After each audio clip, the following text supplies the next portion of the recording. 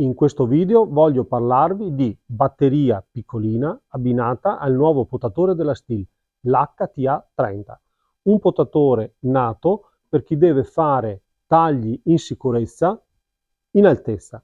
È un potatore che ha una lama da 20 cm, può comodamente tagliare rami fino a 17 cm, ha una caratteristica particolare che ha il tensionamento della catena attraverso una molla automatico, quindi io non faccio altro che togliere il carter, lo rimetto e la catena in maniera automatica ha la tensione giusta, la tensione corretta. Va dal 1,90 m fino ai 2,80 m in estensione, quindi la posso usare a misure sempre maggiori, fino ad arrivare a questa altezza che sono i 2,80 m.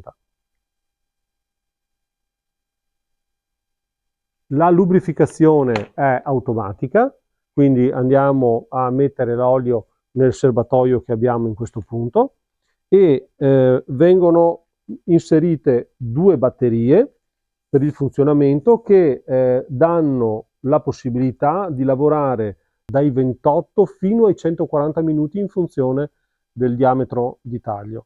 Ha un'ottima impugnatura, molto diciamo morbida, e la particolare conformazione è fatta per evitare che appoggiando per terra sia a contatto con l'umidità o si possano strisciare. Il tubolare è quadrato per avere proprio un grip perfetto e per dare robustezza alla struttura. Quindi è un prodotto che vi consiglio vivamente.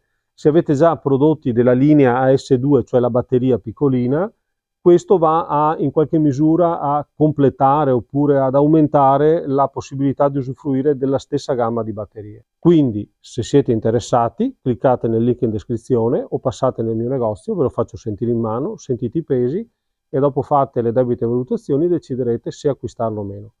Ciao a tutti e buon taglio in sicurezza.